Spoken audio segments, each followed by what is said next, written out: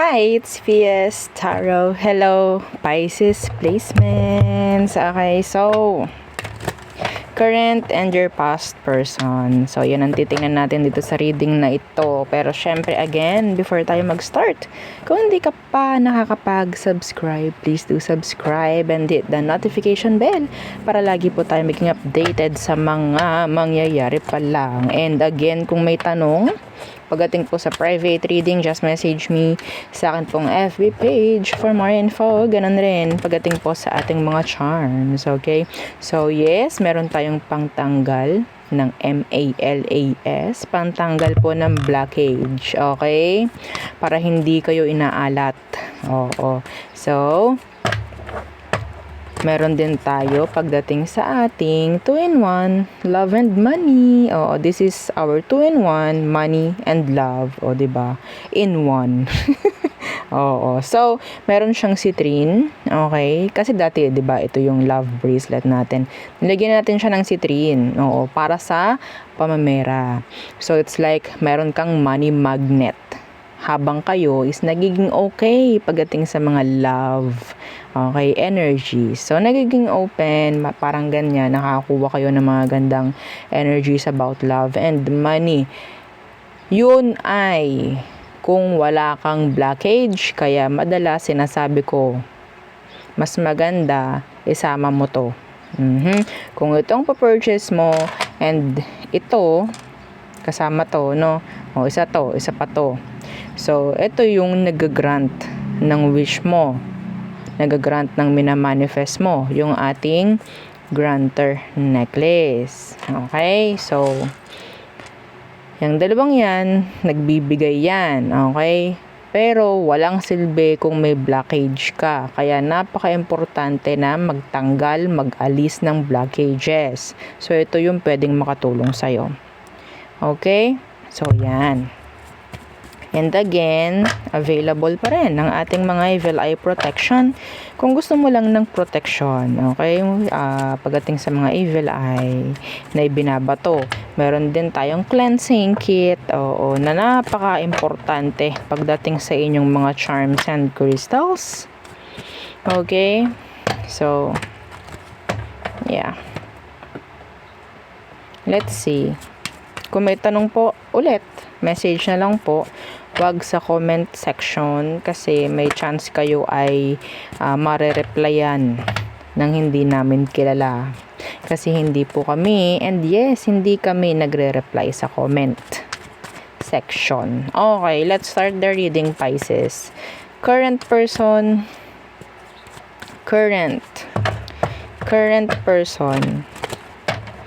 ng mga Pisces. So, sino siya? Anong meron sa kanya? Anong kailangan mong malaman? Tingnan natin. So, the Knight of Wands. Ooh. This is a player, Pisces.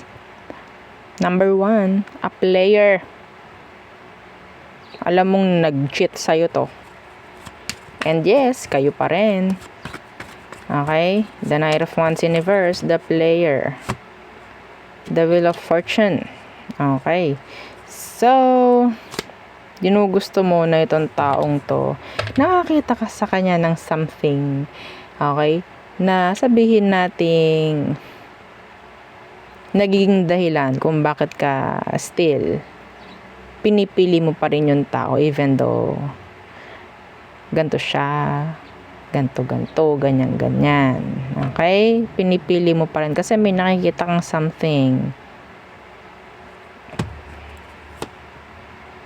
3 of Cups in reversed. Umaasa ka. Umaasa ka pa rin sa kanya na magiging okay. Anong kailangan mong malaman pagdating sa person mo? Diyan sa current person mo, Pisces. Anong kailangan mong malaman? The Chariot. And the Star. The 9 of Cups in reversed. And the 8 of Swords. So, yes, andyan yung room for improvement. Madami. Okay? Maraming room for improvement. Pero ang nakuha ko dito is one-sidedness. Ayan, may nakakulong dito. Pagdating sa connection na to, may nakakulong dito. Ito yung gusto nyo siguro, syempre, magkaroon ng pag-angat in general. Pero kung ganito nga, yung person mo, walang focus, walang plano, hindi pwedeng ikaw lang ang aakra ng aakra dito. Okay?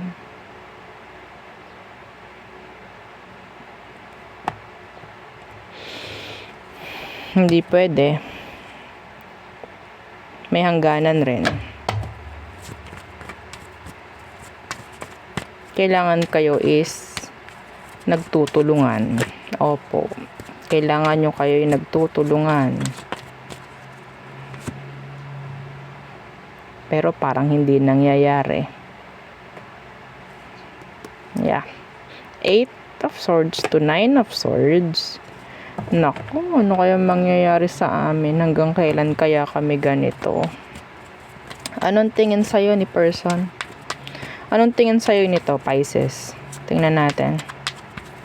Anong tingin sa'yo nitong taong to? Nitong kakonect mo ngayon? Being you. This is you. Still holding on. Okay. That's you. Nandyan ka for them.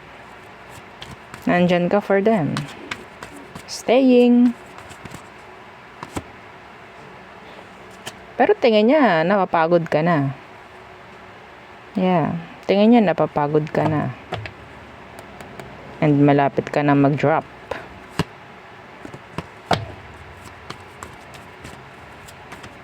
Yun ang tingin niya.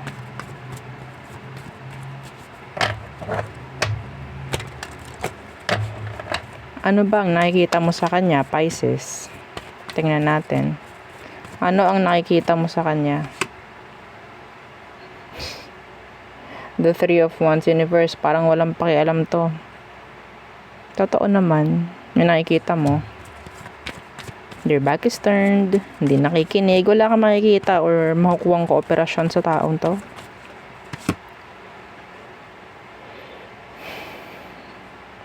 Bakit ganyan ka, Pisces? Yeah.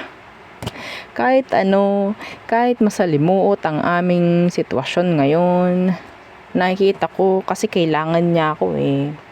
Ang hirap namang layuan ng taong to kasi tingin ko magiging okay siya. Yeah, you're hoping. You are hoping.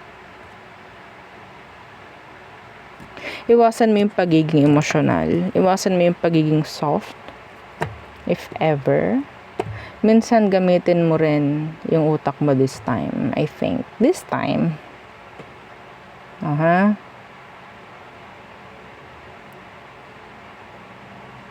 Okay, hindi siya matututo eh. Hindi siya matututo.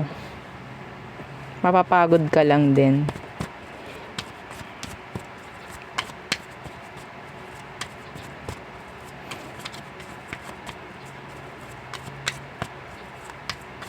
Nakikita niya ikaw na nandyan, pero takot tong taong to na mag-limit ka. Ayaw nila na magli-limit ka pagdating sa kanila. Kasi hindi sila sanay. Ayaw nila na may hangganan ka. Yeah, no good cooperation. Kahit communication, hindi okay eh. So, hindi mo kailangan na itong taong ito is panindigan mo lahat ng dapat, i-shoulder mo lahat ng dapat. Hindi pwede. Okay, yun ang kailangan mong malaman. It's up to you kung paano mo susolusyonan yan. So, tayo tumungo na sa past person. O, madalas itong pinapanood eh. The past person. So, who is this, Pisces?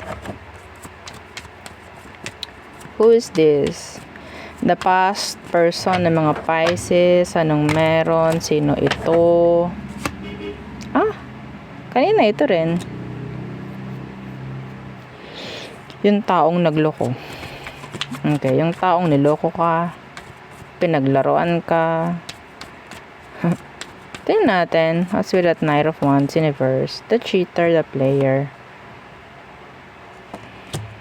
The Five of Cups in reverse. Some of you, ikaw itong nagmo-move on na from them. Yeah. Ikaw itong nagmo-move on na from them. Marami ka nang ginagawa. Nagkaroon ka ng regrets sa kanya. Now you're moving on. Let's see. Anong situation niya ngayon, Pisces? Anong kailangan mong malaman? The important mensahe. So, anong meron sa kanya ngayon? Anong dapat malaman ng mga Pisces? Ngayon kayo ay separated nitong taong to. The Page of Pentacles. So, may mga ginagawa itong bago. May mga sinisimulang bago. In general. Yeah. Iba sa kanila meron ng bago. Okay, iba sa kanila meron ng bago.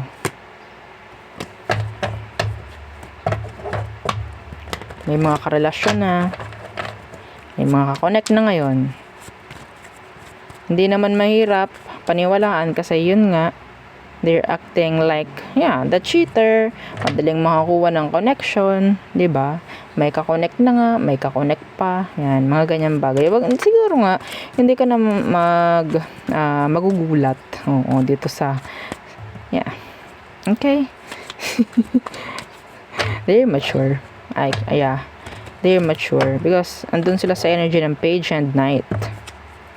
Inconsistent. They are. So, anong tingin niya sa'yo ngayon, Pisces? Anong tingin sa'yo ngayon itong ex mo? The Five of Swords. Why? What? Meron kang angel number 555. So, ang tingin niya sa'yo is nagpapapansin. Ano bang ginagawa mo ngayon, Pisces? Anong ginagawa mo ngayon? Yung pananahimik mo at yung pag-move on mo, may chance na ang dating sa kanila is pagpapapansin. Okay? Pagpapapansin. Yun ang tingin nila sa'yo. Tingin lang nila sa'yo yun, Hindi ko sinabing ganon ka. Okay? Tingin niya, kailangan mo siya. Yes. Kailangan pa rin ako niya ni Pisces. Pero, wala akong pakialam. Makikipag-connect pa rin ako kahit kanino. Yes. See? The Page of Wands in reverse. Gusto lang kasi niya ni Pisces ng attention. Ayoko nga. Gagawin ko lahat ng gusto ko. Makikipag-connect ako kahit kanino. Too immature. They are. Some of them, itong taong to, nakaka-move on sila sa pamamagitan ng, yun nga, paggawa ng rebound. Tingin niya, hindi ka pa rin nakaka-move on sa kanya. Pero, kung ikaw itong nakaka-move on, ay di good. Okay, so ano ba ang tingin mo sa kanya? Pisces, anong tingin mo dito sa kanya? Ngayon. Ganun pa rin. Wala pa rin. The Knight of Pentacles in reverse. Some of them, pwedeng tingin mo, mayroon silang mga issues sa pera ngayon. Yan. Inconsistent. The Empress.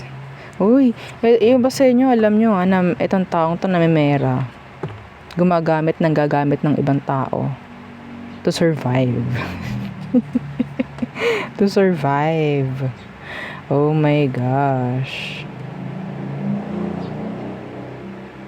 Ba sa inyo, pwede mag-asawa kayo nito. Talagang nag-end lang. Yeah. Pwedeng may anak nga kayo nitong taong to Okay? Because of this.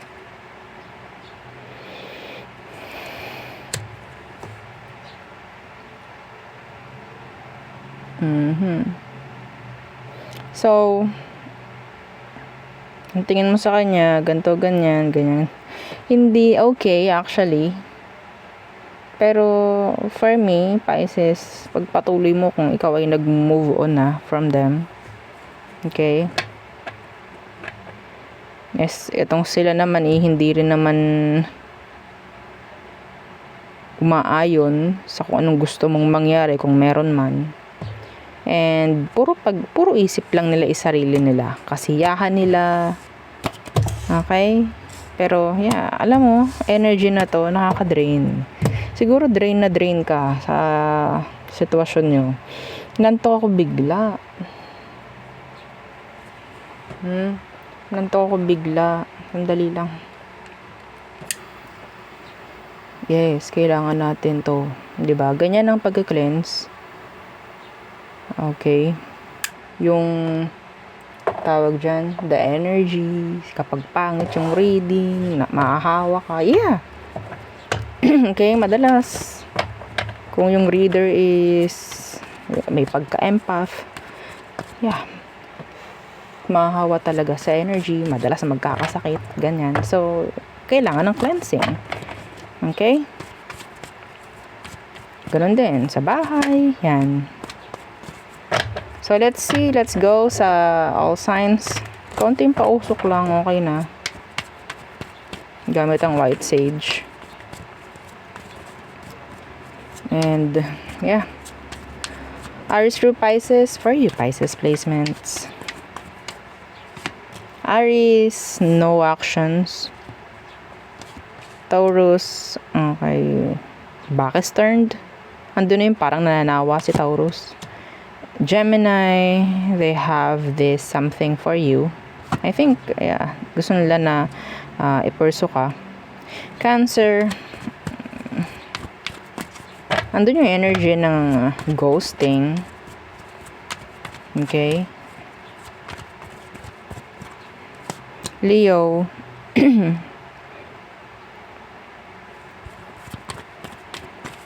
one-sided. Virgo, you're their wish fulfillment. Some of them, they're moving on. Some of them, andun na yung peace of mind.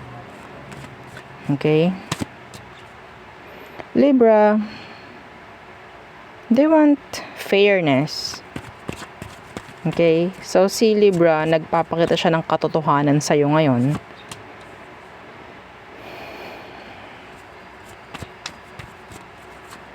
Scorpio,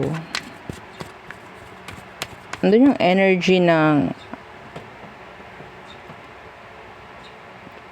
sabihin nating consistent.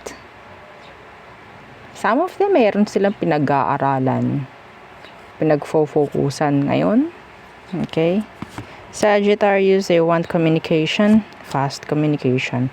Capricorn, they're focusing on their career, on their money. Andito yung energy ng attraction. Aquarius, an ending. Okay, so there could be endings na nangyari. Andito rin energy ng backstabbing, healing for some of you. So, Pisces, this is self-love, focusing on themselves. Okay, releasing everything, kung anong kailangan. Yeah, the sun. So, it's like, yeah, healing energy. Some of you have to heal, Pisces. Okay, so there, yun ang aking reading for you, Pisces placements. Again, please don't forget to like, share, and subscribe, and follow our FB page and yung isa nating YouTube channel na nasa description box below. Again, thank you. Goodbye.